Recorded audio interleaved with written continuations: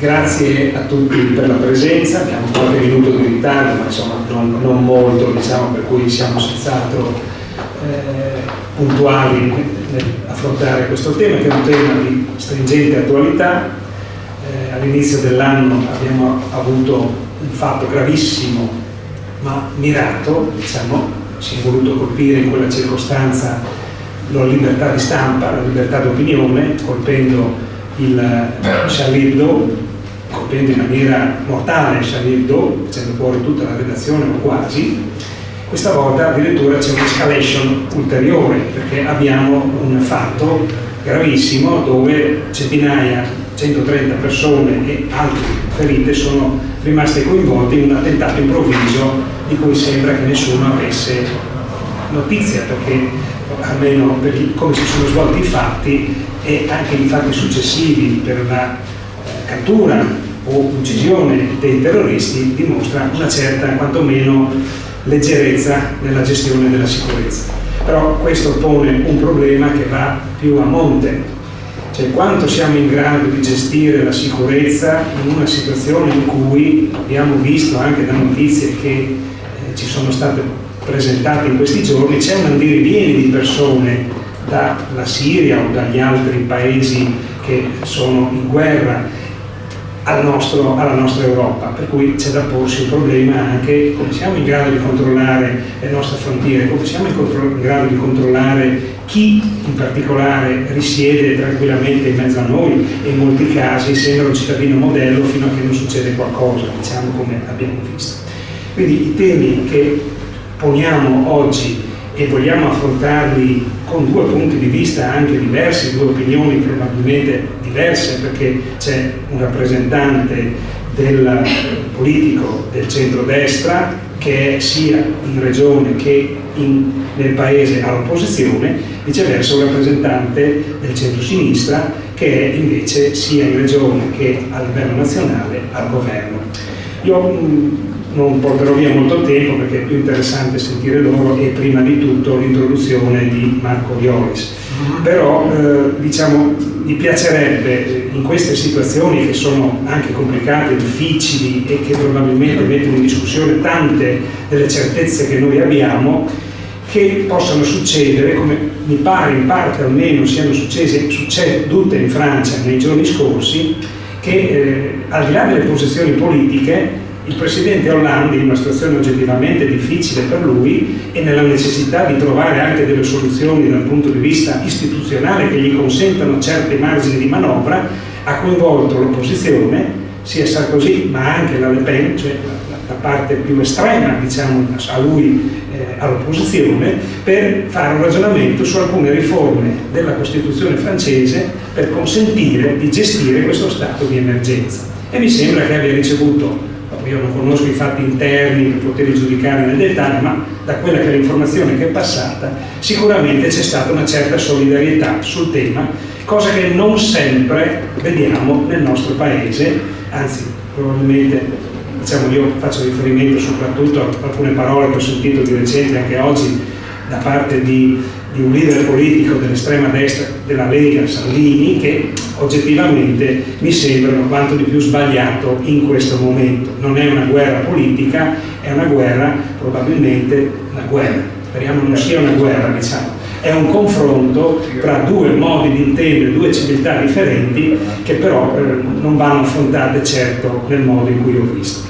Allora, con Marco Violes, che è persona che studia da più tempo l'Islam, studia da più tempo i fenomeni dell'immigrazione, conosce la realtà della nostra comunità locale, ma anche a livello internazionale. Infatti sui fatti di Parigi a suo tempo scrisse anche un libro perché aveva studiato proprio la situazione parigina. Quindi a lui chiedo prima di tutto un'introduzione, un inquadramento di quello che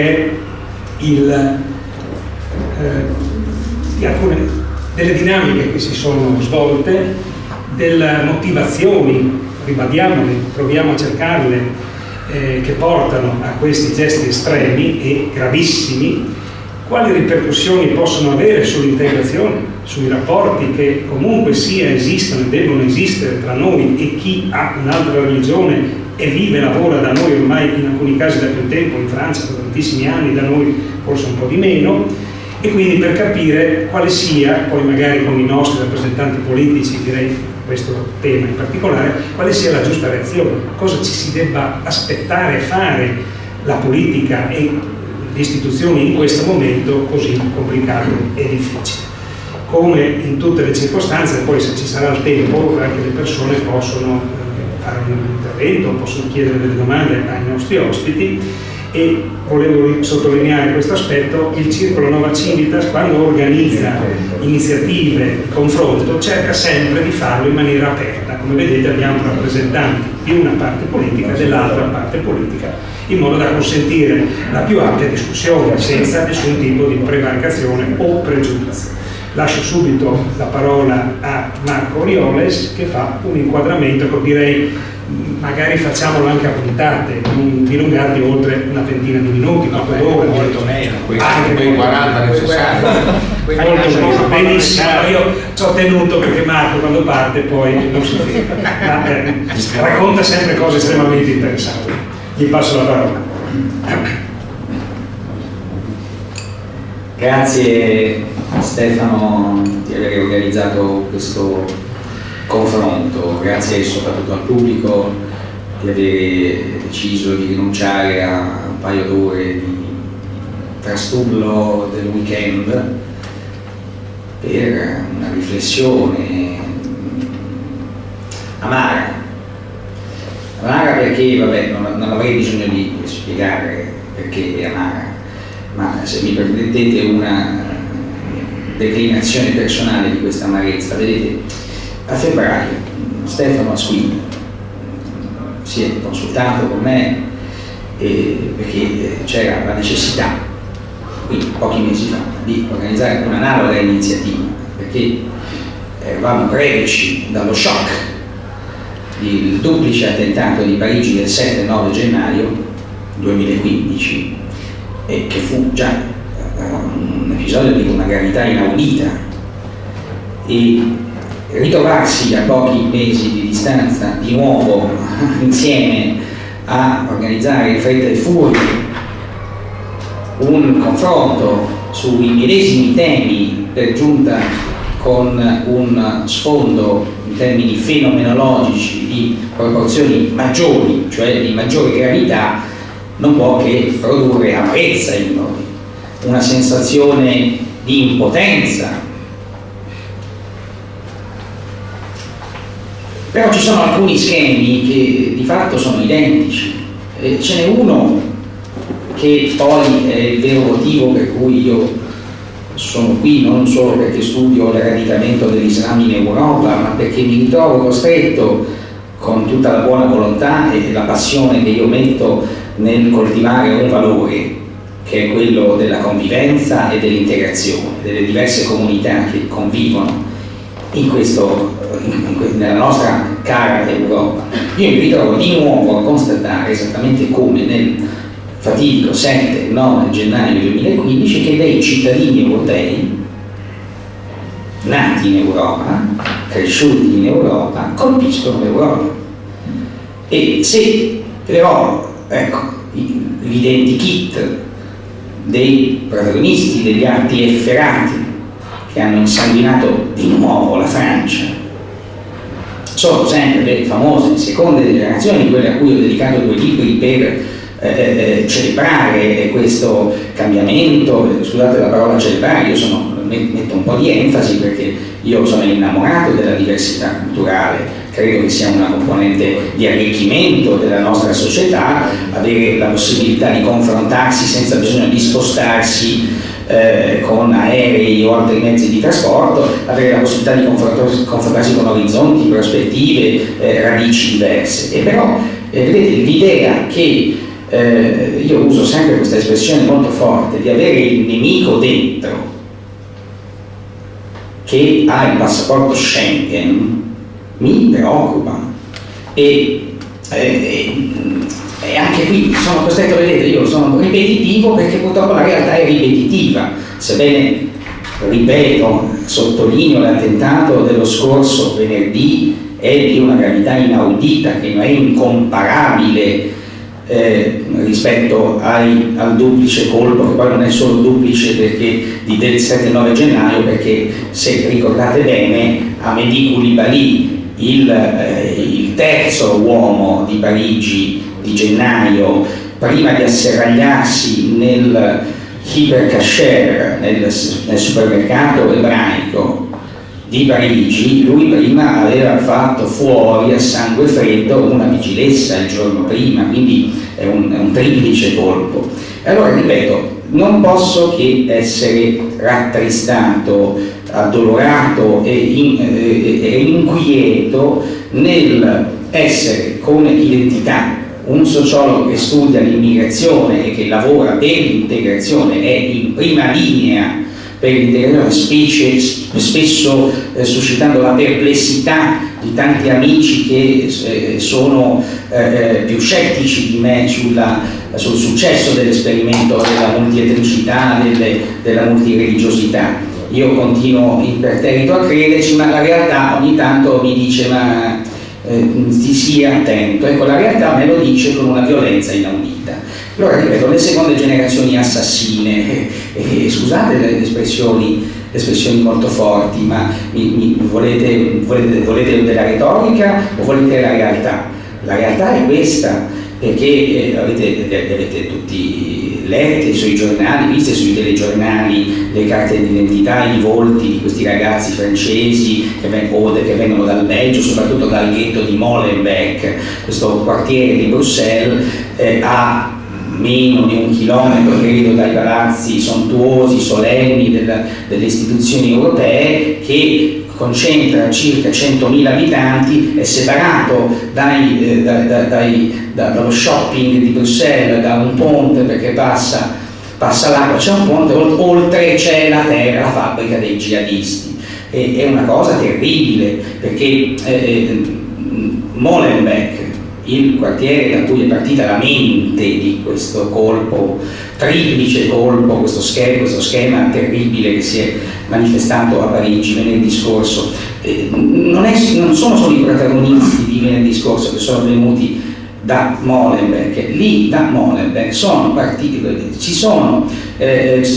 Molenbeek ha generato leve di estremisti che si sono manifestati su più scenari e hanno colpito più volte, quindi ripetutamente Molenbeek viene evocata come covo, come vogliamo chiamarla, come luogo, come fabbrica. Io ho citato anche nell'articolo che ho scritto i 2 episodi sicuramente più inquietanti, che oltre all'attentato di Parigi c'è che la mente dell'attentato di Madrid. Lo ricordate? Atocha, le bombe dei treni che sono state il campanello di allarme per gli europei, che fino a quel momento erano convinti che il jihadismo, che allora potevamo ancora chiamare bin ladenismo, poteva essere un sinonimo, ma nell'era del califfo non c'è più solo Al-Qaeda, abbiamo questa seconda sigla appunto che è l'ex ISIS, Stato Islamico. Fino al 2004, fino al fatidico 11 marzo 2004, potevamo illuderci che questa sfida, che non è solo una sfida all'Occidente, ma una sfida all'ordine mondiale, perché sta devastando intere regioni, non solo il Medio Oriente, la Siria e l'Iraq, ma il jihadismo imperversa. Avete sentito, per esempio, qualche settimana fa sono stato invitato a una trasmissione in fretta e furia perché hanno fatto fuori un italiano, un cooperante, Cesare Tavella, a Dhaka, in Bangladesh, colpito a colpi d'arma da fuoco alle spalle da sedicenti soldati del califfato in Bangladesh. Ma il jihadismo, avete visto ieri che cosa ha fatto in Mali, e con le modalità più atroci, cioè avete sentito anche questi ameni dettagli di questo blitz, di questi personaggi che si presentano e selezionano le persone a seconda o meno, cioè Corano o morte, come ha titolato un giornale oggi. Che poi è lo stesso schema che si è manifestato nell'università di Garissa in Kenya pochi mesi fa. Voi ve lo ricordate il teatro di un eccidio che non è indescrivibile, perché chi si è addentrato nei dettagli di questa strage vile, vigliacca, di un comando jihadista che penetra in un college e di nuovo va alla caccia degli studenti cristiani, risparmiando gli studenti musulmani, e addirittura ci sarebbero testimonianze secondo cui, una volta individuati gli studenti e le studentesse cristiane, questi personaggi telefonavano ai genitori perché assistessero in diretta all'esecuzione dei propri figli. Allora vedete, perché vi dico, perché indulgo in questi dettagli? Perché io ritengo abominevole il tentativo di giustificare, contestualizzare, attribuire ad altri le colpe di questo, ma questi modi. Io sono scioccato da certe attestazioni sostanzialmente di demenza, chiedo scusa, perché quando io mi ritrovo sul Washington Post, l'ho condiviso l'altro ieri su Facebook con un certo livore questo articolo, perché mi ritrovo il Washington Post, l'inviato a Bruxelles, che intervista un sedicente ricercatore, che ovviamente offende la categoria dei ricercatori, che si ritiene esperto di Islam e soprattutto del quartiere di Molenbeek. Allora il cronista lo intervista, gli dice com'è la situazione qui, com'è la situazione là. La conclusione di questo articolo io non l'avrei mai voluta leggere, perché la conclusione di questo ricercatore qual è? Ma questi mostri li abbiamo creati noi, ogni società ha i radicali che si merita. Io queste persone non le vorrei mai ascoltare, perché la barbarie non l'abbiamo creata noi, non può essere il prodotto della società che formalmente aderisce alla Carta dei diritti dell'ONU. Noi siamo formalmente una società democratica, lottiamo per l'affermazione dei diritti, anche ci inventiamo dei diritti per tutelare minoranze nuove e vecchie. Quindi smettiamola per favore di trovare teorie o di riciclare teorie che non valgono per questa particolare classe subumana di persone che si diletta a fare stragi, che non sono neanche nichiliste, attenzione, perché il nichilismo è un gesto arbitrario, e questi hanno una missione. Allora, io sono stato un po' farraginoso, ritorno nei ranghi per dirvi che la cosa che mi preoccupa, scusate davvero l'enfasi, ma io sono offeso dai morti di Parigi e un po' sollevato dalla bella festa che c'è stata ieri in Place de la République, dove i francesi, i ragazzi bianchi, colorati, senza distinzioni, sono scesi, hanno fatto tutta la notte a ballare, e sono orgoglioso della splendida copertina di Charlie Hebdo, che è stata, devo dire, ha interpretato in modo geniale il clima che c'è in questo momento a Parigi, in cui si cerca di esorcizzare la legittima paura, perché quando Manuel Valls dice signori c'è a rischio di armi chimiche che colpiscano la Francia, io credo che il clima sia abbastanza pesante. E vedere i francesi che scendono in piazza a ballare, a dire sostanzialmente me ne frego, credo sia abbastanza incoraggiante. Allora torniamo appunto nei ranghi e cerchiamo di dare degli spunti di riflessione soprattutto agli autorevoli ospiti che sono qui e che hanno il compito di darci delle risposte politiche. Vi prego di darcele. Perché vi prego di darcele? Perché noi abbiamo un problema enorme in Europa. Il problema è l'esistenza di centinaia, forse migliaia, è impossibile quantificare, credo che nemmeno gli organismi preposti alla sicurezza possano quantificare, o perlomeno se lo fanno si disperano perché non hanno gli organici sufficienti per seguire tutti. Questo è il dato tristissimo, perché sapete che per seguire un sospettato, un estremista, ci vogliono parecchie persone che si devono alternare per i turni, poi bisogna fare la sorveglianza elettronica, spiare tutto, le comunicazioni telefoniche, il computer, e quindi è una sfida immane che va disinnescata quanto prima, soprattutto quando si sta per aprire il Giubileo di Roma. E E dicevo, la sfida qual è? Di avere il nemico in casa, ahimè, irriducibilmente nemico, perché nonostante sia formalmente cittadino europeo, dotato di tutti i diritti, si rivolta contro di noi. Dobbiamo farci delle domande sul perché di questa ribellione, anche se la parola ribellione è inappropriata. Dobbiamo farci delle domande: come mai la lealtà di cittadini europei cresciuti nelle nostre scuole, con i nostri ragazzi, sognino l'eversione di massa comprensiva di genocidi. Dobbiamo chiedercelo perché si esaltino a fare i selfie con le teste mozzate. Questo ce lo dobbiamo domandare. Ce lo dobbiamo domandare anche perché purtroppo Parigi ci insegna che non siamo in grado di fermarli.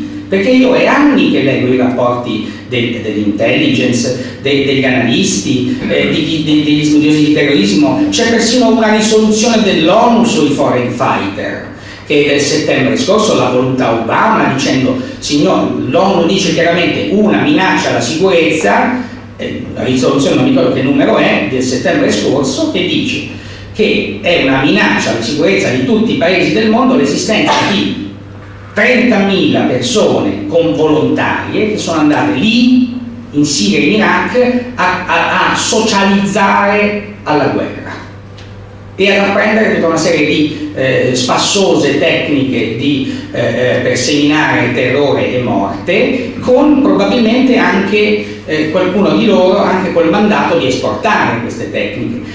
Signori, siccome abbiamo le risoluzioni dell'ONU, abbiamo gli organismi che fanno intelligence e sappiamo che questi sono una minaccia, il reducismo era una minaccia, l'ha detto pure il ministro dell'Interno Alfano in una preoccupata relazione al Parlamento nello scorso settembre, quando eravamo di fronte ai primi sgozzamenti di Jihadi John. Alfano è andato in Parlamento e ha fatto una lunga relazione sul fenomeno ISIS e ha detto: signori, il principale pericolo per noi è il reducismo, cioè i reduci della Siria che fanno spola tra la Siria, l'Iraq e l'Europa e vengono qui con un know-how che ci deve preoccupare. E quindi quell'allarme era già alto e nonostante ciò abbiamo potuto vedere che 5 o 6 persone che erano lì hanno tranquillamente attraversato l'Europa, si sono coordinati, chi dice con la PlayStation, chi dice con altre tecniche, e abbiamo anche visto, finalmente abbiamo trovato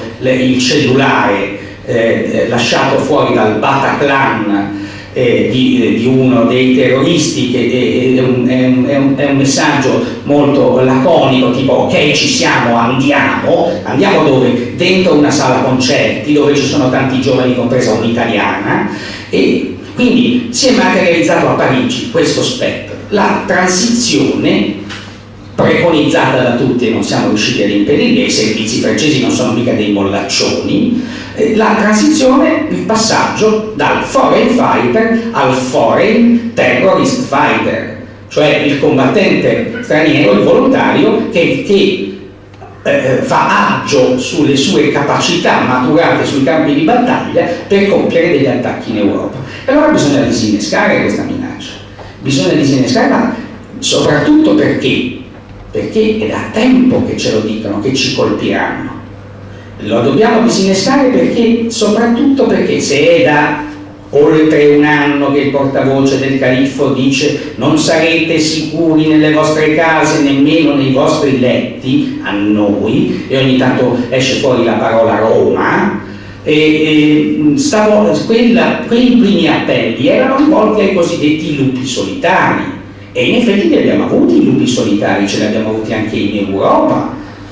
E però stavolta con Parigi non c'erano i lupi solitari, quello era un attacco coordinato, c'era un'organizzazione. A quanto pare il mandante era il califfo in persona, non era il lupo solitario galvanizzato dalla propaganda trovata su Twitter che dice: quanto è bello essere jihadista, mo entro in scena per fare felice il califfo, mi immolo per Allah, solo per far vedere la bandiera dell'ISIS nei telegiornali. Stavolta questo è un attacco di una sofisticazione inaudita, che ripete per inciso lo schema che si è visto in uno degli attentati più feroci della storia, che è quello di Mumbai del 2008, dove un comando di 10 pakistani si è materializzato via mare, con un barchino e ha approdato a Mumbai armato, a quanto pare c'erano dei complici che hanno piazzato per le strade del centro di Mumbai dei caricatori perché questa strage potesse andare avanti giorni. Non indugio nei dettagli, vi dico solo l'ultimo dettaglio non poco insignificante, perché a coronamento di questo attacco senza precedenti di Mumbai, che per inciso è una sorta di Parigi dell'India, e per coronare il loro colpo hanno deciso di assediare la sede della società Lubavitch. Ovviamente se non puoi far fuori qualche beo non sei contento. E io sono molto rammaricato di questa cosa, di queste scelte, e quindi interroghiamoci, non è neanche una violenza arbitraria e gratuita, perché gli obiettivi si riscelgono bene. E allora la domanda che bisogna fare alla nostra classe politica e soprattutto agli organismi dell'intelligence è di assicurare la sicurezza, e quindi quali sono le risposte? Sicuramente non possono essere solo la repressione, però certamente non può essere neanche balloccarci con le teorie del complotto o con tesi consolatorie per cui ma sì, in fin dei conti siamo noi gli arroganti occidentali perché bombardiamo gli altri, come abbiamo sentito in sedi rispettabili, sentir dire voi bombardate l'ISIS e loro bombardano voi. Non esiste, io non voglio sentirle queste cose, perché per l'amor del cielo non possiamo mettere sullo stesso piano noi bombardiamo loro e loro bombardano noi. E io ritengo inaccettabile questo discorso. Quindi la domanda che dobbiamo fare, certamente senza essere aggressivi, ma chiedendo certezze e risposte, è di garantire la sicurezza contro questa minaccia palese da tempo. E poi c'è un'altra parte, qui concludo, dicendo che probabilmente c'è un gran lavoro da fare. Io sono molto arrabbiato nel dire questa seconda parte, perché io ho presentato da tempo un progetto che era volto esattamente alla prevenzione di questo fenomeno, l'ho presentato in tempi non sospetti a un esponente delle istituzioni, non dico di dove, e sono stato bellamente ignorato.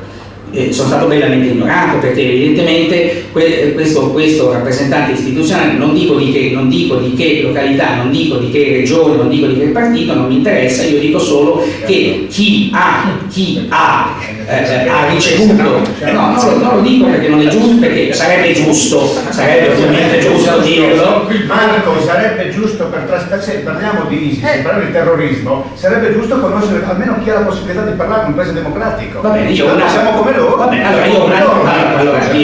io diversi mesi fa ho presentato all'assessore Torrenti un progetto finalizzato alla costruzione di ponti tra le comunità, finalizzato soprattutto alla prevenzione della radicalizzazione e dell'estremismo, perché io sono fermamente convinto, non solo io sono convinto, ma sono convinti il Consiglio d'Europa, le Nazioni Unite, che questi fenomeni li possiamo prevenire anche, in parte non solo, anche cercando un raccordo con le comunità islamiche, una discussione civile, serena ma energica, ferma, in cui chiediamo a queste persone di contribuire al rasserenamento del clima. Non so quanto, se non mi dai l'orario io parlo. Ma vedete 10 minuti. Il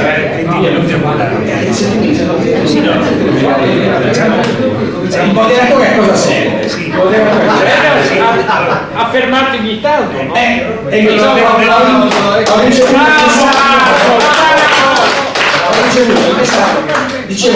Ho mandato questo messaggio più volte, sono stato più volte ignorato. Va bene, adesso speriamo che altri interlocutori prendano in considerazione questo progetto, perché c'è un gran lavoro da fare. Adesso io passo la parola. Come avevo anticipato, è difficile riuscire a fermare, no? Adesso però sarò fermo no, sicuramente.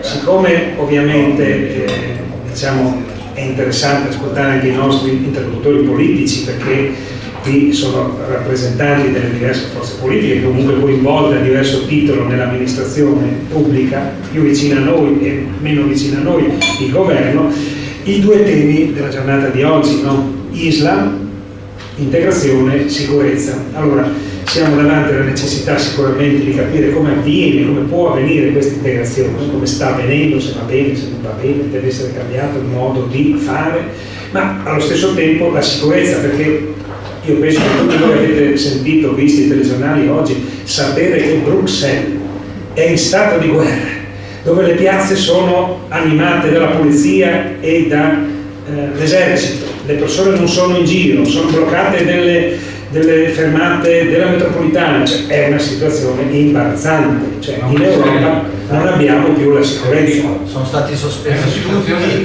Sono stati sospesi tutti i tour mondiali di grandi artisti. Certo, tutti sospesi. abbiamo sospeso una partita di calcio nei giorni scorsi, c'è tutta una situazione che oggettivamente ci sta mettendo in croce e credo. Noi siamo in allerta dura. Certo, tutti, anche l'Italia, visto che prossimamente inizierà il giubileo, è in difficoltà. Quindi qui un'opinione ai nostri interlocutori politici sull'integrazione: è stato sbagliato qualcosa, bisognava fare diversamente, si può fare diversamente, è opportuno farlo, come, e sulla sicurezza, perché credo che tutti noi siamo cittadini, ci piace girare per le strade della nostra città, se è possibile in maniera serena e tranquilla. Lascerò prima, se mi consentite, la parola a Ciriani, che dovrà sentarsi, mi pare. Sì, adesso sei un quarto. Allora lascio prima lui, poi Poi mi interrompa se lo trovo per le lunghe, cercherò di essere breve, anche se una domanda del genere mi rendo conto avrei bisogno di una risposta molto lunga e molto complessa. Tanto grazie per questo invito, perché lo scorso sono arrivato un qualche minuto di ritardo. Io credo che si debba partire da una consapevolezza che è esplosa qualche giorno fa, una settimana fa, a Parigi, che siamo in guerra, una guerra che qualcuno ci ha dichiarato e che noi per molto tempo abbiamo fatto finta di non vedere.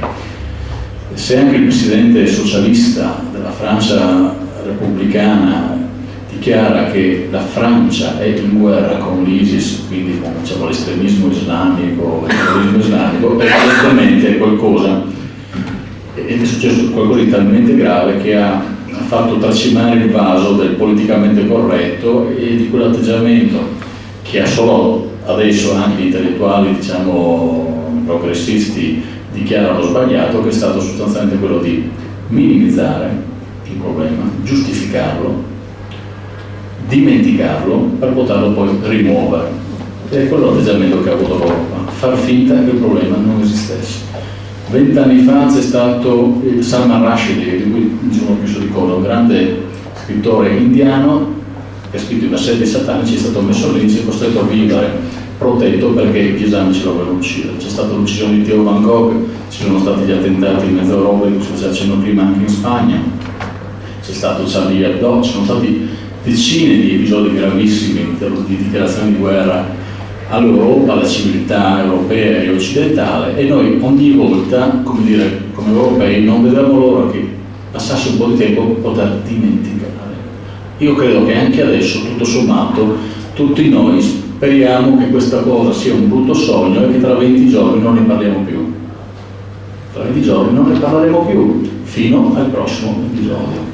Però questa volta è veramente un attacco molto grave, molto serio. Da parte le Torri Gemelle sono nel 2001 e anche lì poi subito abbiamo cercato di rimuovere il problema.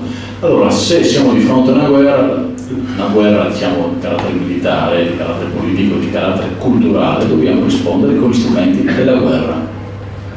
Non si possono rispondere a una guerra con gli strumenti, come dire, del buonismo, del benaltrismo, o come ha titolato il Foglio qualche giorno fa, c'è una guerra ma ne scendiamo in campo come se giocassimo un amichevole. Ecco, non si può scendere in campo con lo spirito di giocare un amichevole quando gli altri scendono in campo con lo spirito di ucciderti. Allora il problema, secondo me, molto nettamente e senza tante ipocrisie, è il problema dell'Islam. Non possiamo continuare a far finta, per paura, per interesse, per la speranza che poi noi non ci attacchino perché continuiamo a far finta di nulla, perché questo è l'atteggiamento poi che ha la politica estera italiana, cioè quello di dire noi, come dire, giochiamo su più tavoli in modo tale che i terroristi alla fine, se devono attaccare qualcuno, attaccheranno l'Inghilterra, attaccheranno la Spagna, attaccheranno la Francia e non ci terranno per ultimi perché noi insomma tutto sommato trattiamo per sotto. No. Il problema è tutto qui, il problema è che l'Islam ha un serio problema strutturale con la democrazia e con la civiltà europea. L'Islam ha una natura imperialista, autoritaria, radicale, integralista che non si può far finta di ignorare. Allora questo Islam moderato dov'è? Da chi è rappresentato? Quali sono le democrazie arabe e islamiche presenti nel mondo? Perché ogni volta che l'Islam è in maggioranza tende a conculcare i diritti di chi non è in maggioranza? E anche questa storia che le vittime dell'ISIS sono altri musulmani, intendiamoci, non è che le altre forze musulmane presenti sul territorio, cioè gli sciiti rispetto ai sunniti, siano un'organizzazione di Boy Scout dediti al bene comune, perché l'attentato fatto in Libano dagli sciiti contro gli Hezbollah è stato un attentato contro un'organizzazione terroristica. Gli Hezbollah sciiti non sono migliori dell'ISIS. In questo momento sono talmente oltre l'ISIS nella follia terroristica che fanno apparire i terroristi di Hezbollah come dire, dei moderati. Però il problema è che qui devono scegliere tra la padella e la braccia, non è che ci sia un'alternativa. Ecco. E quindi il problema è che voi vi ricordate la guerra tra Iran e Iraq? 10 anni di conflitto tra vari anni dell'Islam, e poi tutti gli attentati sono succeduti, gli errori che ha fatto l'Occidente intervenendo male e senza costrutto negli ultimi anni in Iraq e altrove.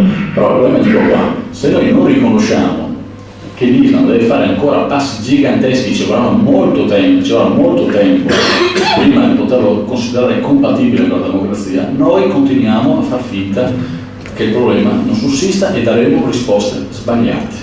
Allora, in termini politici, in termini militari, è chiaro che si deve intervenire, altrimenti continuiamo a fare ipocrisia. Dal punto di vista politico, si è detto fino a un mese fa chiudere i confini era una follia, che i controlli non servivano, che era ben altro le cose da fare. No? Adesso l'Unione Europea dichiara che bisogna chiudere Schengen, che bisogna controllare le persone, eccetera, eccetera. Le cose che erano considerate estremiste, razziste, lepeniste un mese fa, sono patrimonio di tutti i leader europei. Allora evidentemente c'è qualcosa che non andava e che ancora non va. Un'ultima osservazione dal punto di vista culturale, che forse è la cosa più importante. Il continuo arretramento della cultura occidentale, europea, rispetto alle richieste sempre più aggressive delle comunità islamiche sul territorio è un segno di debolezza che noi non possiamo permetterci. Perché quel romanzo che Houellebecq ha scritto in Francia, Sottomissione, sembrava un romanzo di fantascienza, rischia di diventare la tragica realtà.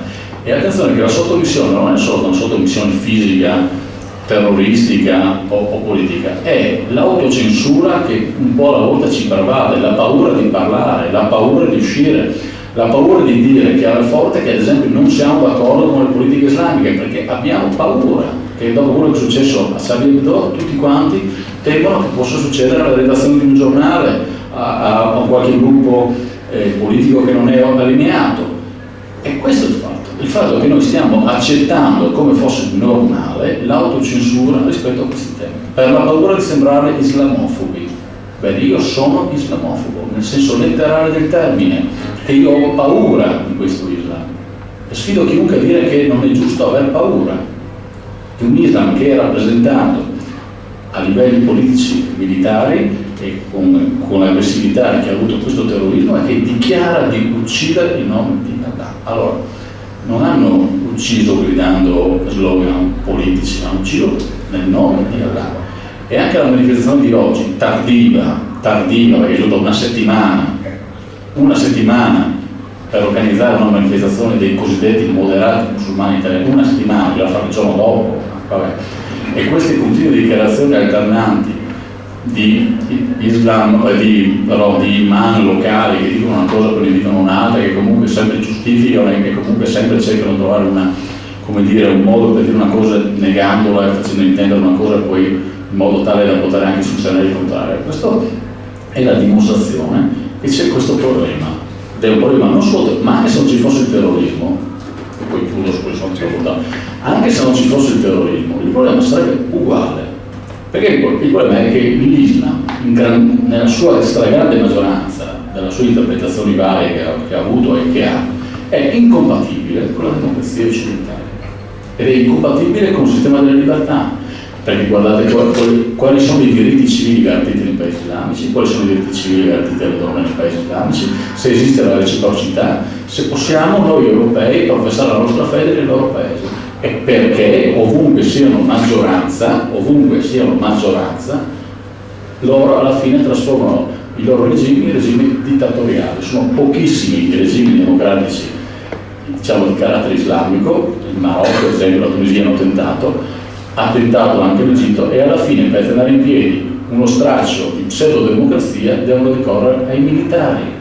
Lo strumento di sostegno dell'Islam moderato è il regime militare. Solo attraverso i regimi militari riescono a contenere la spinta, che altrimenti sarebbe maggioritaria, della base islamica, che altrimenti farebbe vincere i Fratelli Musulmani e altre organizzazioni estremiste. Questa è la verità, se vogliamo raccontarci. Se invece vogliamo raccontarci che è tutta un'altra storia, perché ci fa paura il nemico che abbiamo di fronte e vogliamo esorcizzarlo, minimizzando, giustificando e rimuovendo il problema, possiamo continuare a farlo, ma credo che questa strada, ahimè, ci sia percorsa, perché altrimenti, altro che Parigi, saranno altri casi ancora più gravi.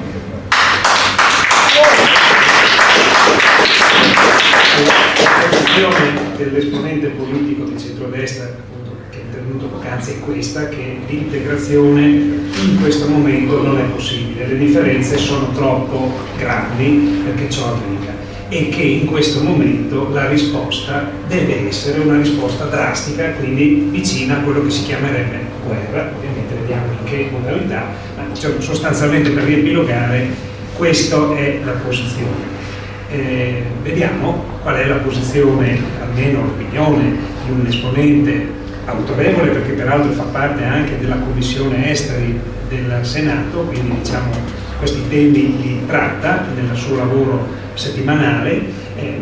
Vediamo qual è l'opinione del Carlo Pegorer, che invece è rappresentante del centro-sinistra, poiché del Partito Democratico. Intanto ringrazio tutti voi e soprattutto l'architetto Sweeney per l'invito che mi è stato rivolto a nome di Nona Civitas a partecipare a questo incontro.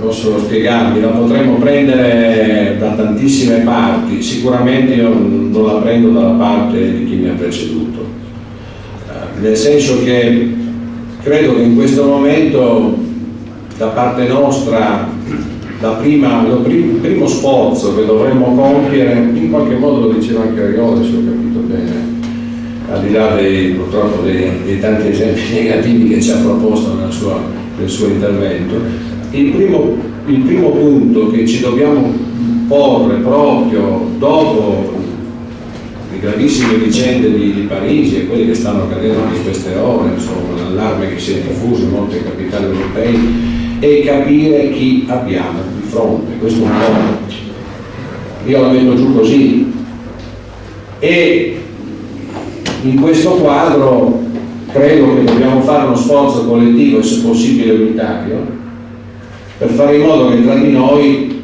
insomma, si possa giungere innanzitutto a conoscere, uso un termine un po' pesante, chi è davvero il nemico che abbiamo di fronte. E da questo punto di vista, quindi, io non sono molto d'accordo con chi appunto considera il nemico di fronte, come posso dire, riconducibile complessivamente, diciamo, a quella fede religiosa che prima veniva pronunciata in modo molto molto forte, all'Islam. Tutt'altro, io credo che noi dobbiamo essere molto razionali in questo momento, dobbiamo saper distinguere, ripeto questo concetto, non dobbiamo cadere nell'errore di considerare appunto tutto l'Islam il nostro nemico, tutt'altro. Dobbiamo capire invece che cosa anche, ad esempio, sta accadendo all'interno del mondo islamico e quali sono le caratteristiche con le quali si configura l'attacco che ci è stato portato la settimana scorsa nel cuore dell'Europa, a Parigi, con caratteristiche del tutto nuove rispetto anche a precedenti atti terroristici, non solo nelle dinamiche, ma nella scelta dei luoghi, delle persone da colpire. E allora, se questo è lo sforzo che secondo il mio modesto punto di vista dobbiamo compiere, ed è tutto evidente che dobbiamo conoscere meglio quello che sta accadendo in Medio Oriente, quello che è successo nel corso di questi 25, 30, 40 anni, in modo particolare in quest'ultimo periodo. Che cosa c'è dietro davvero la nascita del famoso Stato del Califfo Baghdadi, Stato che nasce formalmente, mi pare, se non ricordo male, nell'agosto del 2014, mettendo assieme quella parte dei territori della Siria e dell'Iraq che appunto erano stati occupati dai miliziani dell'ISIS. E dentro questo, insomma, anche quelle che sono state, dobbiamo dircelo con estrema franchezza e anche con una certa trasparenza, non soltanto delle sottovalutazioni che l'Occidente ha fatto nei confronti delle dinamiche che si andavano a sviluppare in quei territori, ma anche, insomma, di qualche comportamento che in qualche modo può anche aver paradossalmente favorito la costruzione di quella organizzazione statuale. Guardate che la differenza di fondo rispetto anche a precedenti fasi è che si è costituito uno Stato, cioè che queste forze terroristiche, questa forza terroristica si è, differentemente da quelli che hanno fatto l'attacco nel 2011, si è conformata con un vero e proprio Stato, ha un territorio, governa, svolge, ha un suo esercito, ha delle sue istituzioni che definiamo civili, insomma, ha una sua organizzazione statuale. È una cosa un po' diversa no? Da quella che dal terrorismo che abbiamo conosciuto in precedenza. E quindi a maggior ragione ci deve far riflettere e conoscere bene che cosa davvero sta accadendo. Secondo punto, ecco, anche dentro questo ragionamento quindi dobbiamo saper cogliere anche quelle che sono le nostre responsabilità o le responsabilità di altri. Quando dico conoscere bene il nemico, lo dico con questa visione, con il fatto che stiamo attenti a non costruirci più nemici di quelli che abbiamo già, nel momento nel quale non riusciamo a conoscere davvero chi abbiamo contro. E allora è chiaro che anche nelle dinamiche future che si stanno già sviluppando nella comunità internazionale, il G20, le cose che si stanno per realizzare in queste ore, che si realizzeranno nelle prossime giornate, insomma, c'è la consapevolezza appunto che siamo entrati in una fase diversa nel conflitto, definiamolo così, con l'ISIS e con il Daesh. E che interesse paradossalmente che anche di alcuni paesi che hanno chiuso qualche occhio, non faccio nome perché non è il caso, ma che hanno chiusi anche due forse in questi periodi, e interesse anche loro probabilmente assumere una posizione forse diversa da quella che hanno finora tenuto.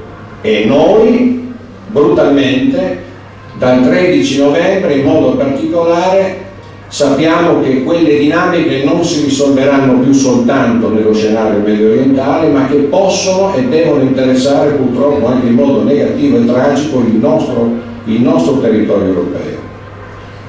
Si parlava prima, terzo punto, 30.000 persone circa, no? Sono i cosiddetti foreign fighters presenti in questo momento nello scenario del territorio dell'ISIS. Sappiate che di questi 30.000 circa 1.550 sono francesi, circa 5.500 sono tunisini, cioè di quel paese dove più di altri forse nella zona medio orientale insomma, si era sviluppata una dinamica anche di dibattito democratico. 700 sono tedeschi, 700 sono britannici, circa 100 e basta, per fortuna, sono italiani. Quindi, voglio dire, la possibilità oggi di trasferire, diciamo, sul terreno diverso da quello tipico di conflitto armato che si svolge in quelle aree, Siria, Iraq, di poterlo trasferire anche sul territorio europeo, a questo punto è una cosa concreta che si è realizzata peraltro anche nelle giornate, purtroppo nella settimana scorsa. Anche da questo punto di vista, torno alla prima questione che ponevo io, bisogna conoscere il nemico. e quindi anche nella reazione che dobbiamo saper sviluppare in questo momento. È del tutto evidente che la partita della prevenzione, in questo caso di una maggiore sicurezza da attivarsi in modo forte, deciso, non può non vedere, diciamo, tutti i governi europei interessati in una visione comune, almeno per quanto riguarda la politica dell'intelligence. E guardate che molte cose, non soltanto in queste ore, molte cose, non soltanto in queste ore, sono state fatte in questi mesi, in queste settimane e nelle settimane precedenti. Voglio essere chiaro che se tantissime cose noi ancora oggi non ne siamo forse venuti a conoscenza, ma molte situazioni di difficoltà sono state sventate, di pericolo sono state sventate. C'è da fare di più, c'è da mettersi in rete in un'organizzazione migliore a livello delle varie comunità e stati europei. Questa consapevolezza mi pare che ormai sia venuta a vincere rispetto anche ad alcune perplessità o alcune dinamiche magari di carattere territoriale, se ognuno vuole essere primo, no? È ovvio questa. E quindi ho detto razionalità nello studiare il fenomeno, nel conoscere quello che davvero è accaduto, prevenzione portata a livelli altissimi e poi anche una certa reazione da realizzarsi in quel campo. Tenete conto che in questo momento, almeno per quanto riguarda le dinamiche militari che si stanno svolgendo in quei territori, insomma, qualche successo, tra virgolette, dalla cosiddetta coalizione dei 22 paesi si è realizzata, qualche successo si è realizzato. Oggi, ad esempio, la situazione per l'ISIS sul terreno del conflitto è diversa da quella di qualche mese fa. I collegamenti fra Raqqa e Mosul sono stati interrotti, è stata liberata quella zona, vi ricordate, no? L'anno scorso, quando c'erano nel 2014, nell'estate del 2014, la minoranza fu cacciata via in quei modi che tutti voi avrete visto anche nella televisione. Quella zona è stata liberata dai curdi. Voglio dire, quindi è anche probabile che questa reazione che si sta determinando sul territorio europeo, questa attivazione, no? Diciamo, di queste azioni piuttosto gravose e pesanti, possono essere anche il prodotto, il frutto di una situazione di difficoltà che si sta determinando in quella situazione. Per cui vedete, le dinamiche sono complicate, sono diverse, sono articolate. Certo, ci colpisce da vicino la vicenda che abbiamo subito. Io spero che non ne accadranno delle altre, ma nulla può essere in questo momento può essere previsto.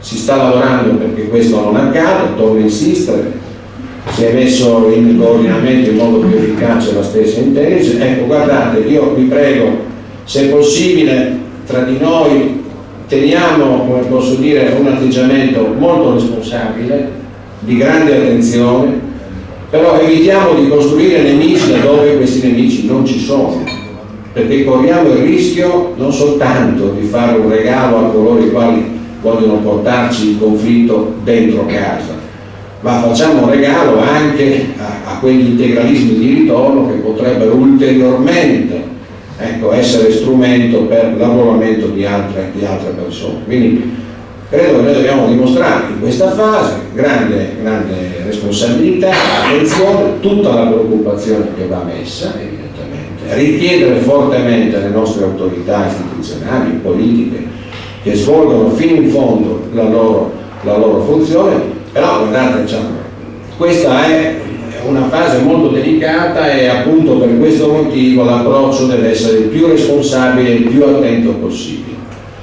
Un'ultima cosa, nella manifestazione di oggi che si è svolta a Roma, un'altra si è svolta a Milano, un'altra ancora a Genova, nei giorni scorsi forse Ciriani non avrà visto, ma se ne erano svolte anche a Palermo, in altre città italiane. Da parte della comunità musulmana italiana è venuta una risposta di altissima responsabilità e di grande civiltà. Io credo che questo vada riconosciuto e che noi dobbiamo essere assolutamente assieme con loro laddove c'è la necessità di sconfiggere coloro i quali invece vogliono radicalizzare anche quel credo religioso per fini diversi appunto dall'affermazione di quella religione. Da questo punto di vista, domani leggeremo sui giornali, le parole che sono state usate oggi durante quella manifestazione sono lì a dimostrare che la forza della democrazia di un paese laico come il nostro può aiutare anche gli amici islamici a fare in modo che tra di loro, diciamo, passi questa idea che la democrazia è un bene supremo ad ogni altra cosa. E vi ringrazio almeno per questo primo passaggio. Per sintetizzare, prima di ripassare la parola, perché facciamo un duetto, diciamo così, su questi temi, nel senso di poter ognuno approfondire la propria. Allora, la posizione dell'esponente del governo del centro-sinistra è quella di potenziare tutti gli strumenti di intelligence, coordinarli meglio tra paesi europei, ma di non precipitare in nessun modo la situazione, piuttosto, diciamo, sostenere le forze che sono già in campo e che stanno già lavorando sul campo, no? Per quanto riguarda la liberazione di alcune città e quant'altro, per cui non immaginare un'escalation, invece, diciamo, favorire meccanismi di integrazione che, a differenza della posizione che abbiamo sentito precedentemente, esistono, hanno rappresentato in un certo modo manifestazioni di solidarietà alle vittime, quindi non è il caso di fare tutte le erbe un fascio. Allora, per approfondire, diciamo così, la posizione della rappresentante di centrodestra, io chiederei questo, diciamo, se fosse al governo, quindi avesse la possibilità di decidere direttamente da farsi, posto che diciamo, l'atteggiamento suo era più legato a non essere favorevole in queste condizioni, in questo momento, a un fenomeno di integrazione, perché non ci sono le condizioni sostanzialmente, e invece la reazione deve essere più energica rispetto a questi eventi, a questi fatti che si sono succeduti in questi ultimi tempi, cosa faremo? Anche qui sarebbero tante cose da dire. Allora, l'intelligence, il lavoro di polizia, naturalmente tutte cose sacrosante, speriamo che sia stata svolta anche in passato in modo da evitare problemi per il futuro, perché sono solo cose troppo tardi. Io credo che noi dobbiamo avere fare la faccia feroce ed avere la mano dura, come sta facendo la Francia o come fanno tutti gli stati europei nei confronti delle moschee, delle zone, dei luoghi di ritrovo islamici dove non c'è chiarezza sulle cose che si dicono, sulle cose che si professano e sui principi che si vogliono in qualche modo diffondere, perché il problema dell'istigazione contro l'Europa, contro l'Occidente, la trasformazione di ragazzi che dovrebbero essere normali, feroci terroristi, non è avvenuta per sbaglio, è avvenuta perché c'era una predicazione all'odio che noi abbiamo importato. Quindi questa è la prima cosa da fare. Essere severissimi nei confronti dei luoghi di culto laddove non c'è chiarezza sulle cose che si dicono, sulle cose che si fanno e sulla propaganda che si fa soprattutto nei confronti dei più giovani. La seconda cosa è il controllo delle frontiere e il controllo delle persone che sono in Italia. Non esiste sovranità nazionale, non esiste un paese con una sovranità nazionale seria, ma almeno decente, che non conosca le persone che risiedono all'interno del proprio Stato. E l'Italia non può permettersi il lusso di non sapere che sono centinaia di migliaia di persone che sono arrivate in questo paese, probabilmente spinte anche dalla povertà, dalla guerra, da mille altre cose, ma alcuni probabilmente spinti anche da altri obiettivi. Quindi questo è il primo caso, cioè è impensabile che un paese serio possa ospitare proprio all'interno dei propri confini centinaia di migliaia di persone che non sappiamo chi sono e perdere anni per avere una minima, come dire, capacità di riconoscimento. Tutti coloro che non sono, che non hanno i requisiti per restare in Italia devono essere spediti fuori, non c'è alternativa. Questa è l'altra cosa che farei immediatamente. E questo è il tema principale, però c'è un tema di carattere politico e un po' più strategico, perché ho sentito il Premier Renzi che ha detto che non servono solo le bombe, c'è una strategia culturale, una persona che può essere anche condivisa in linea astratta, nel senso che le bombe, i bombardamenti, l'azione militare in Siria o altrove, secondo me fa parte delle opzioni che devono essere prese in considerazione, perché altrimenti continuiamo a pensare, secondo me, solo una parte del problema. Però, concentrandoci sull'aspetto, diciamo, politico-culturale, ho letto ieri una dichiarazione che ha fatto Francesco Rutelli, che non è un famoso del mio partito, ma della mia area politica, il quale ha detto che noi dovremmo imporre a tutti coloro che entrano nel nostro paese una dichiarazione di fedeltà, di conoscenza dei principi fondamentali dell'Italia, dell'Europa e della sua storia e della sua cultura, pena la loro non inclusione ed espulsione.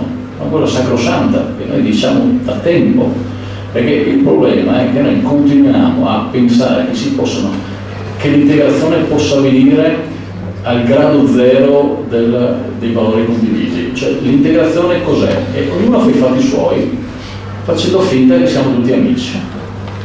Questa è l'integrazione come l'abbiamo vissuta fino adesso. Gli islamici fanno gli islamici, stanno per i fatti loro, gli altri stanno per i fatti loro, questa non è integrazione. Questa è una convivenza fino al momento in cui questa convivenza non è più possibile perché le cose esplodono.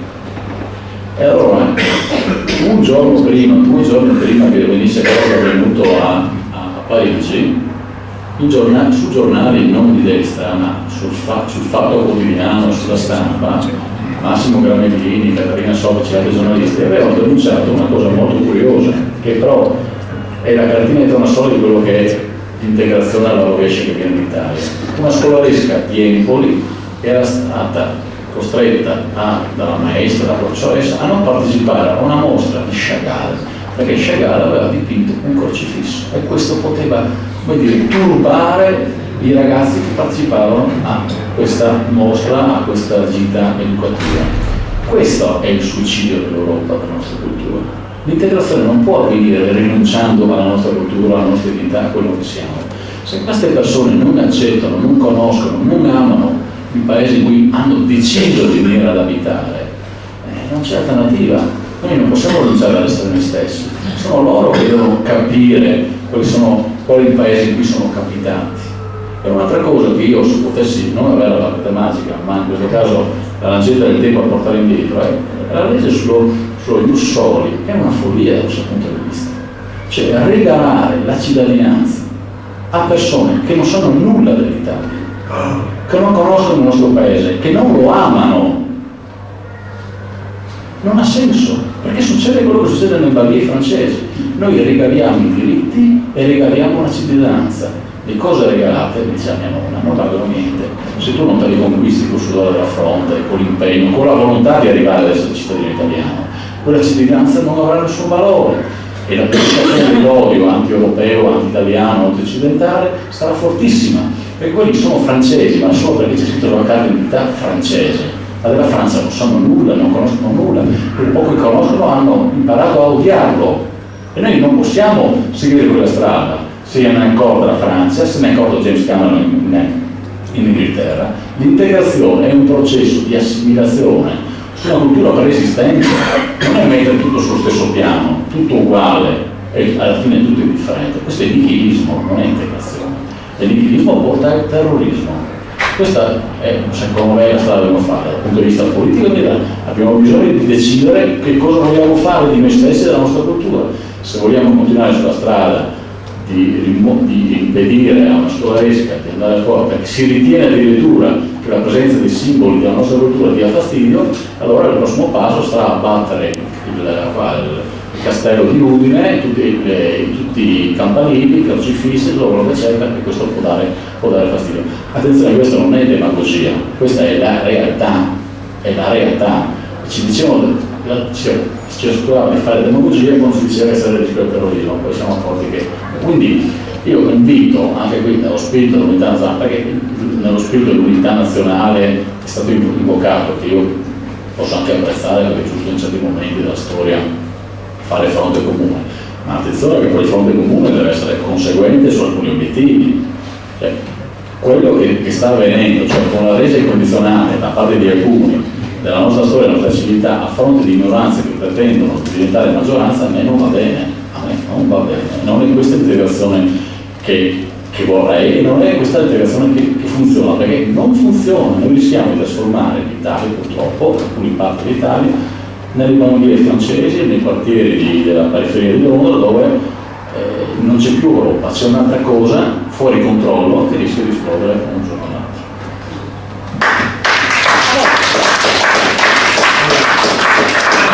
Il nostro ospite, il senatore Pegorer, deve andare via tra un po', iniziamo, per cui concediamo subito una battuta. Se però c'è qualcuno che vuole fare qualche bravissimo, perché non sì. voglio magari rispetto a due bravissimi oratori che ci hanno detto poi con interessanti su cui veramente vale la pena meditare come si deve, non tanto che si fa bravi come non faccio, non si deve fare. Ha detto l'oratore di centro-sinistra, conosciamo il nemico, ha detto l'oratore di centro-destra, attenzione che i pericoli esistono, hanno detto le cose esatte tutti e due. Io per soltanto non mi permetto di contraddire di vari discorsi in più perché ecco, non sì. Però una cosa che vorrei aggiungere, di mio, come dico Maurizio perché lo riconosce, come Maurizio da Udine, che purtroppo questi pericoli, quando era parlato l'oratore di centro-sinistra, purtroppo esistono e non sono poi tanto simpatici, c'è una varietà della parola. Addirittura vorrei dire che sono mamma e vecchini di origine mitteleuropea, dico che nessuno non di Dio, ma piaccia o no, le pericolosità, le attenzioni, questo siamo ritornati più o meno, anzi più che meno, ai tempi di padre Marco Laviano all'assedio di Vienna. Ci vorrebbe la determinazione di padre Marco, di Sobieschi e compagnia per rispondere bene anche a chi vuole minacciare la nostra vita umana e scusatemi per me che credo anche cristiana. Adesso cosa dire se vuoi che risposta di voi. Un altro intervento? Sì. Vengo lì. Prego. Se vuole prendere anche il microfono, così ascoltiamo. Io dirò adesso delle cose che sono non accettabili da tutti ovviamente, anzi per tutta la commissione, perché vi chiedo prima di tutto se qualcuno di voi ha provato ad avere l'esperienza personale di vivere in zone dove il terrore regna. Penso di no. A me è capitato, ed è capitato, è preciso anche, in Kenya, non durante l'ultimo attentato che c'è stato episodico, durante il periodo dell'indipendenza che era dominato da una setta di Mau Mau che facevano stragi dappertutto. Era un problema di terrorismo puro, limitato non in una zona del Kenya che comprendeva solo la zona Mau Mau, Nairobi, Nakuru e qualche altra zona in giro, Naivasha eccetera, dove era programmato da Kenyatta lo sterminio dei bianchi, azienda per azienda. Andavano, facevano i loro reclutamenti, facevano le loro stragi, sparivano, eccetera. Gli inglesi non hanno aspettato di insegnare la democrazia a questa gente. Si sono mossi, prima hanno armato tutti quanti quelli che erano nelle farms, si sono armati, poi si è mosso l'esercito. Come si è mosso? Si è mosso con una conoscenza del territorio e delle persone che aveva davanti, ha creato prima un grande campo di concentramento vicino a Naivasha, tutti i supporters se li ha messi là dentro e man mano che andava avanti quelli esecutivi venivano sterminati, uccisi uno per uno. Ora, qui noi abbiamo una condizione dove in una zona limitata dell'Oriente, non importa, posso raccontarle che Non è detta sta cosa, è un'affermazione sua. no, era l'anno 1954, 55, 56. Io non ero bambino, io avevo 81 anni. 81? Sì, esatto, ho fatto il 6 mesi fuori dal Valle per tantissimi anni e ancora oggi sono un po' di qua, un po' di là, fuori e dentro. Quando il FIS ha vinto in Algeria, dopo le stragi che ha fatto, io 15 giorni prima ho lasciato Algeria e quando è venuta la guerra del Kuwait, da quella parte, l'ho lasciato a mano 15 giorni prima anche lì, perciò lasciamo stare. No, perché Se io dico dei fatti sono realtà, chiaro? Perfetto. Allora dico, siccome questa faccenda riguarda non uno Stato enorme, un presunto Stato con una capitale, con un territorio abbastanza piccolo, no?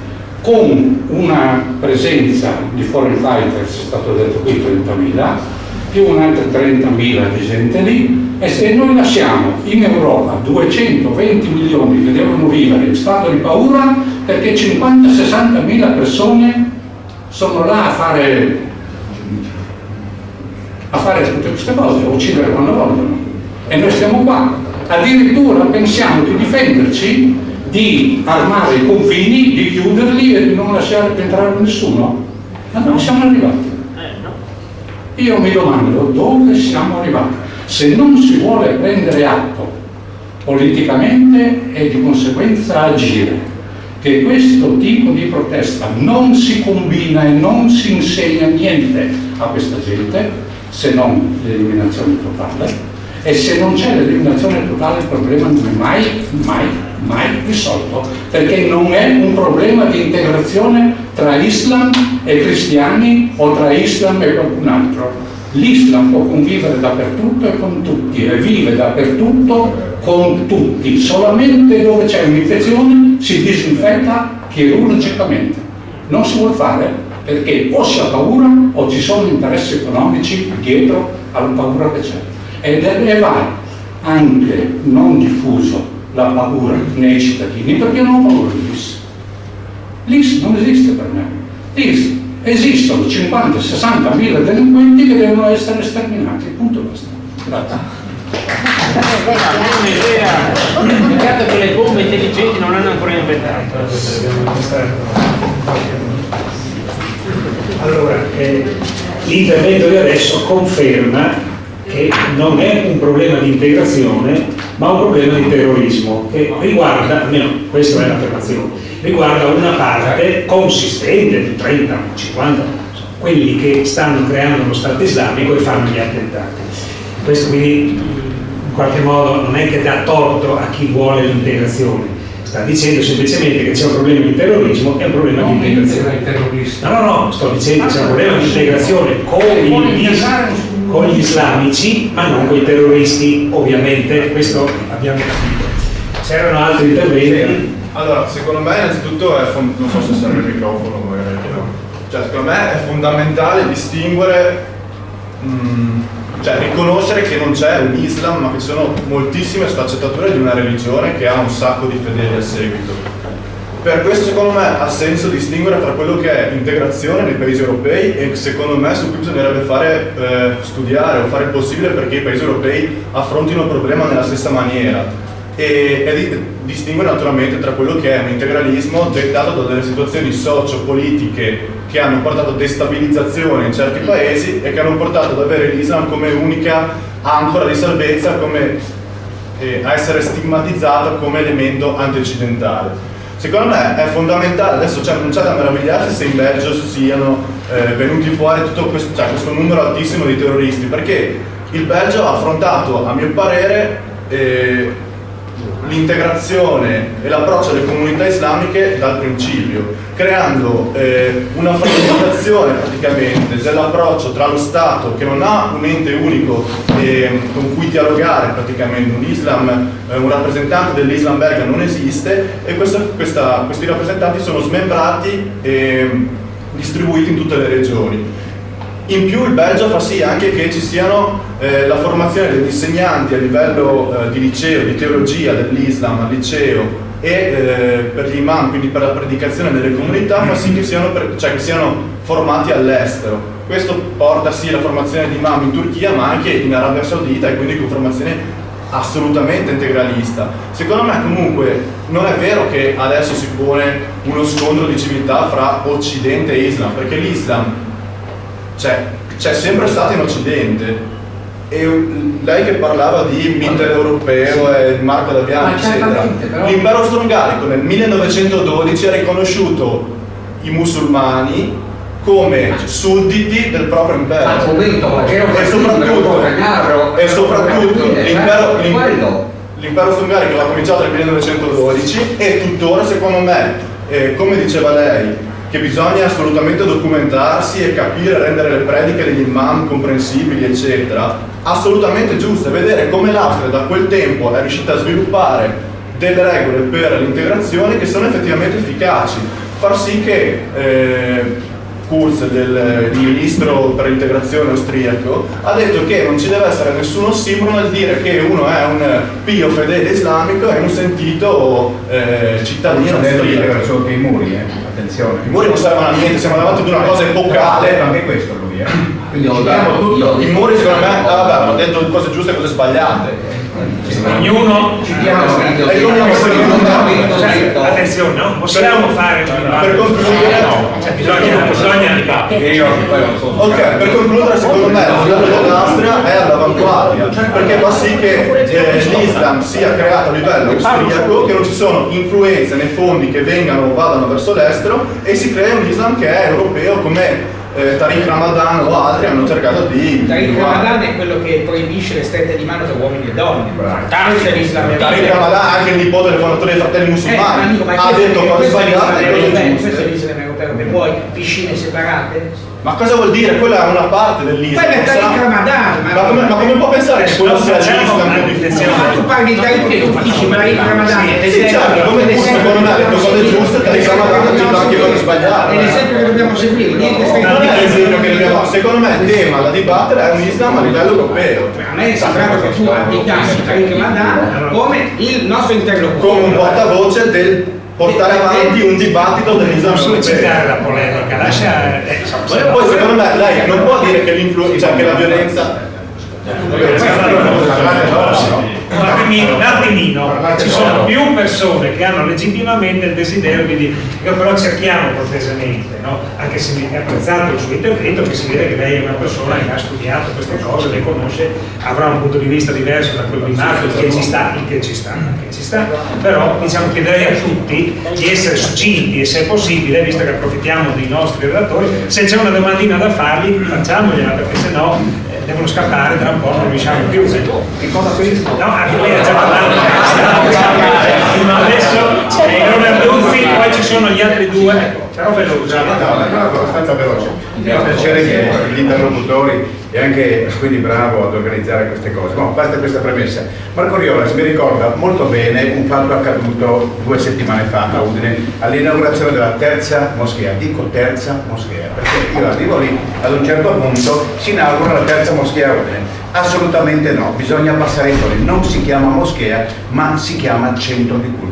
Dal mio punto di vista questa è una cosa terribile, cioè le sfumature lessicali che servono per ingannare chi ti ascolta, e questo è un elemento distintivo di questa cosa. Chiamiamola Islam, pseudo-Islam, tardo Islam, contemporaneamente Islam, è una cosa che non funziona. Non capisco perché noi europei dobbiamo farci carico di queste problematiche. Questi qua, se noi andiamo allo stadio ci dicono che siamo dei maiali, se noi ascoltiamo la musica ci dicono che siamo equiparabili alle scimmie e se non peggio. Cioè, loro non c'è stato nessun Islam, non c'è stato nessun musulmano che abbia avuto il coraggio nella propria moschea di denunciare quello sta facendo qualcosa di male. Cioè se noi se non capiamo questo, lì l'europeo se vede uno delinquere bene o male chiama la polizia. Non esiste che questi chiamano la polizia, non esiste, ma questi qua hanno un problema grave che è la loro integrazione ed occupazione del nostro paese. Ciriani l'ha detto, semplicemente questo, c'è l'Europa allo sfinimento, noi accettiamo tutti, benvengano tutti, è un problema nostro, dobbiamo accollarci noi il problema dell'integrazione. Ma scusate, ma perché dobbiamo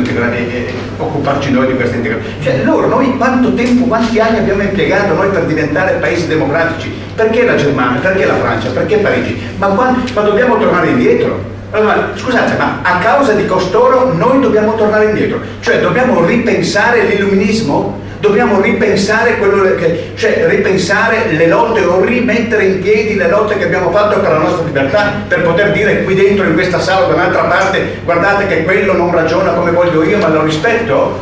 No, cioè ma questo è così. Cioè, se vogliamo tornare indietro, ditecelo subito, torniamo indietro, ma no che non si possa dare la mano, che il pakistano non possa dare la mano alla dirigente di un negozio solo perché quella è europea e può dare la mano soltanto a sua moglie, oppure se vado in un pronto soccorso non posso farmi toccare da un uomo, oppure se vado in un ospedale non posso farmi operare da un uomo, perché la religione è un dramma, ha fatto solo danni, la religione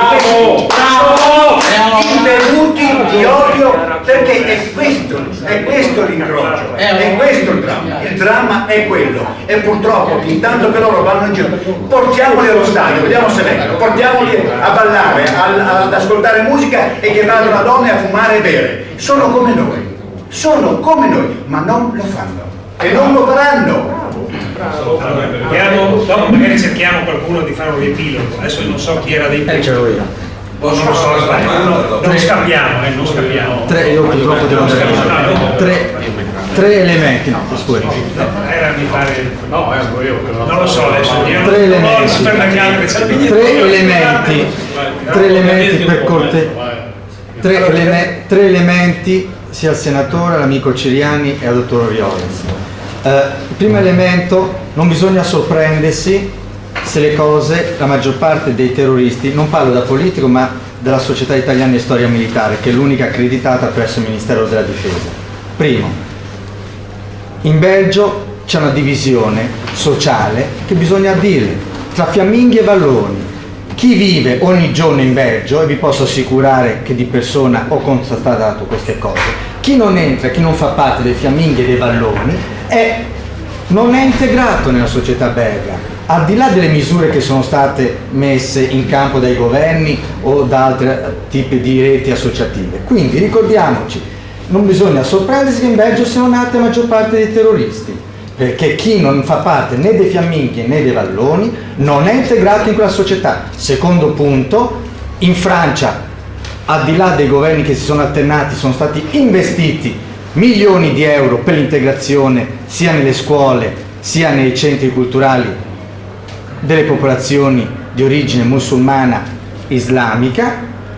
Terzo fattore, con Oriole se ne abbiamo parlato,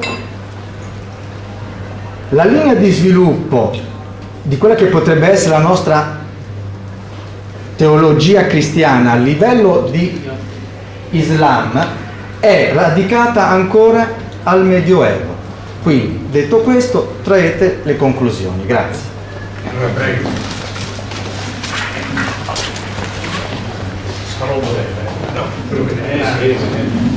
Semplicemente questo, Papa Francesco ha voluto una preghiera comune tra cattolici, ebrei e musulmani per la pace e il dialogo tra le grandi religioni. L'imam, chiamato a recitare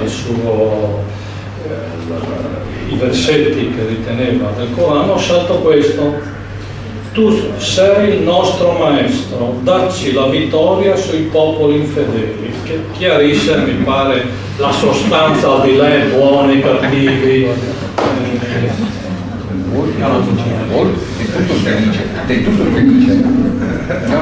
Allora, abbiamo sentito diversi punti di vista, diverse sensibilità sul tema.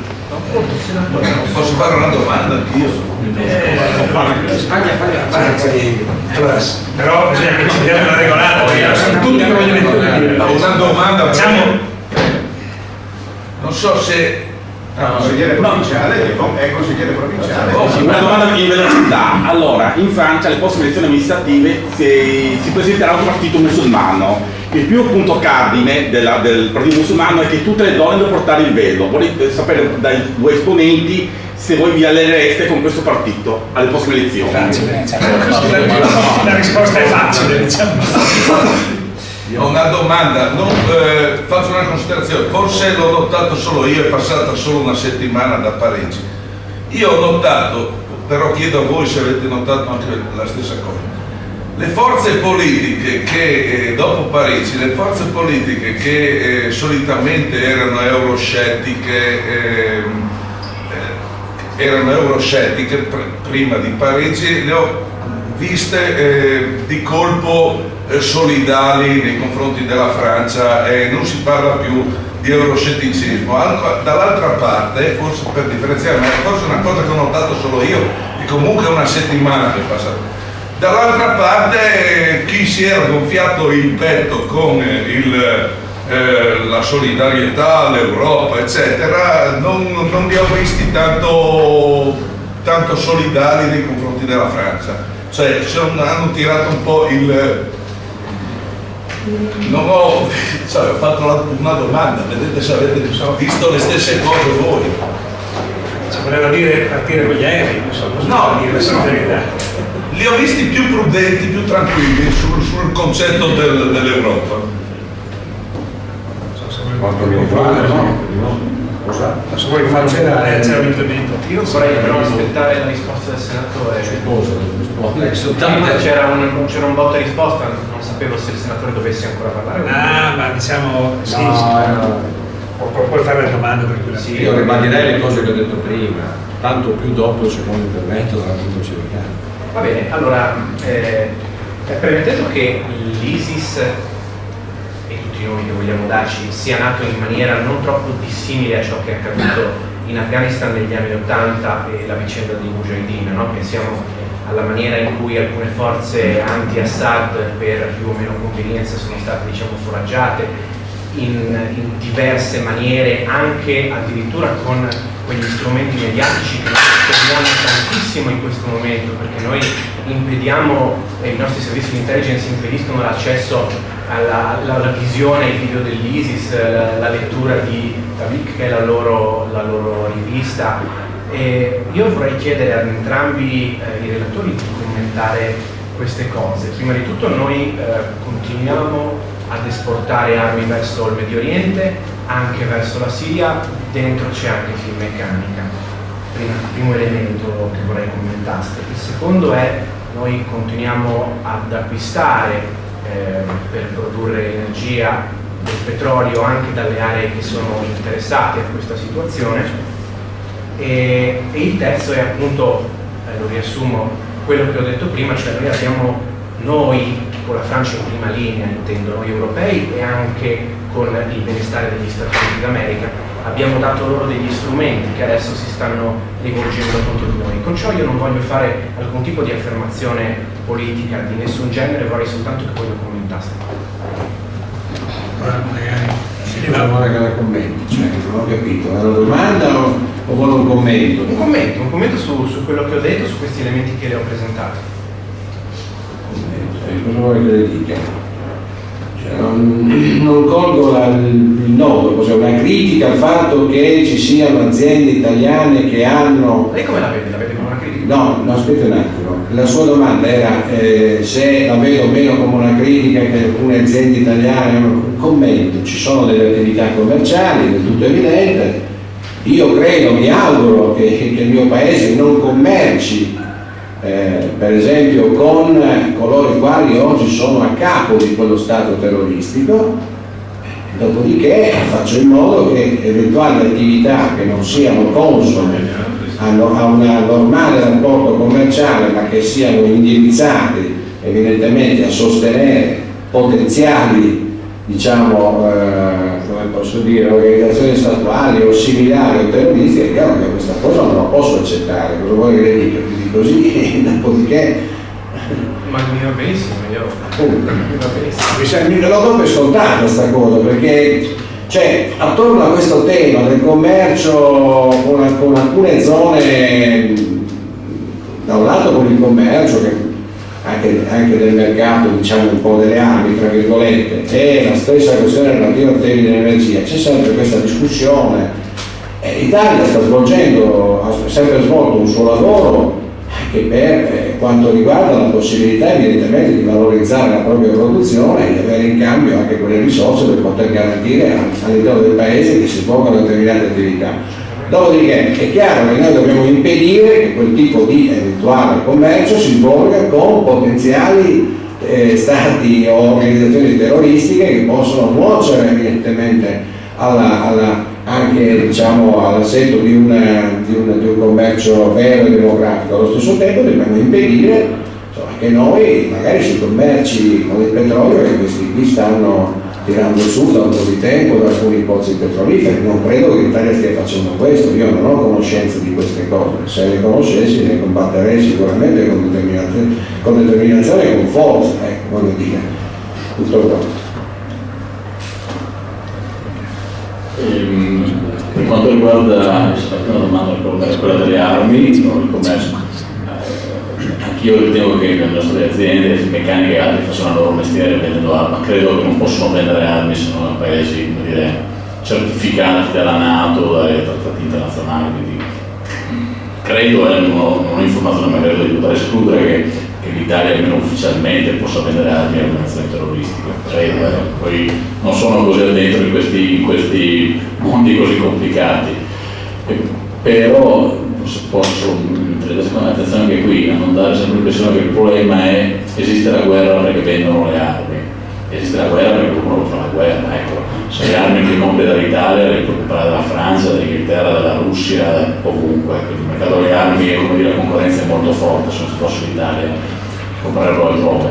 Chiaramente il fatto di essere un paese con una fortissima dipendenza energetica rende la nostra politica estera storicamente debole, ci costringe ogni tanto a fare doppi, tripli giochi, spesso anche poco, come dire, poco dignitosi, ma questo è un problema strutturale del paese che non abbiamo risolto e sarà così anche credo nei prossimi 5, 10, 20 anni, almeno di scoperte straordinarie che si mettono a riparo da questo deficit. Non mi ricordo se la terza domanda qual era forse rispetto questa considerazione, non la ricordo più, se mi può aiutare. Rispetto che proprio da parte occidentale ed europea c'è stato un foraggiamento in diversi termini. Sì. Beh, la nostra politica estera, nostra, degli americani, europea, occidentale, è stata molto contraddittoria, molto, diciamo, pragmatica, cinica, siamo stati alleati un po' di tutti a seconda delle situazioni per cercare di tenere stabile il quadro medio orientale che è altamente instabile. In questo momento quello che io registro da lettore dei giornali, non da esperto di geopolitica, è un arretramento degli Stati Uniti che sembra avere poco interesse a risolvere i problemi del Mediterraneo e dintorni. Quindi qui il problema è che l'Europa non c'è, no? La famosa frase di Kissinger, qual è il numero di telefono dell'Europa? Non c'è, perché l'Europa momentalmente non esiste. Quindi dobbiamo domandarci se noi insieme alla Francia, l'Inghilterra, la Russia abbiamo degli interessi in comune per tenere controllo di quest'area che noi abbiamo contribuito onestamente a destabilizzare, perché la guerra in Iraq, onestamente, lo dico da uomo di destra, è stato un errore perché ha creato un disastro, come disastroso è stato l'effetto della guerra in Libia contro Gheddafi. Noi abbiamo creato dei mostri, certe volte li abbiamo distrutti, certe volte li abbiamo creati, certamente abbiamo convissuto.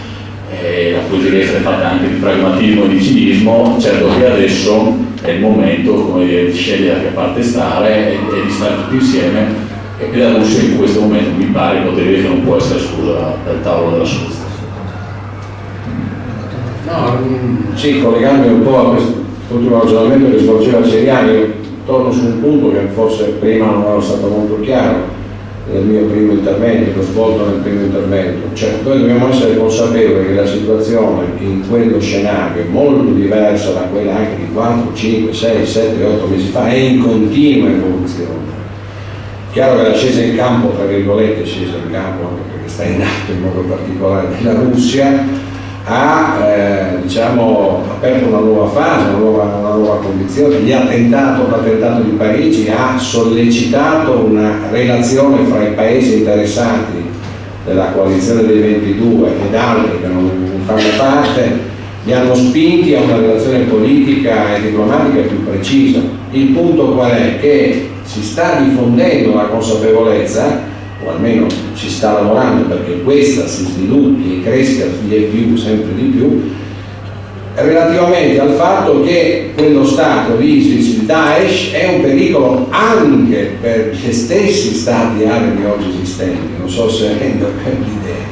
Alcuni per un certo periodo hanno chiuso un po' l'occhio, prima non ho voluto dire i nomi, penso alla Turchia, penso all'Arabia Saudita in modo particolare. Oggi quella condizione, il modo in cui questo Stato è andato costruendosi, si sta costituendo in modo forte, cioè, pone problemi anche a quei paesi, quindi è del tutto naturale che oggi noi dobbiamo spingere perché vi sia una risposta unitaria, perché quella situazione Se si allarga, se dovesse diventare una condizione di Stato molto più grande di quello che è oggi, è del tutto evidente che creerebbe un disequilibrio in quel territorio che potrebbe toccare gli interessi di quegli stessi paesi che citavo prima.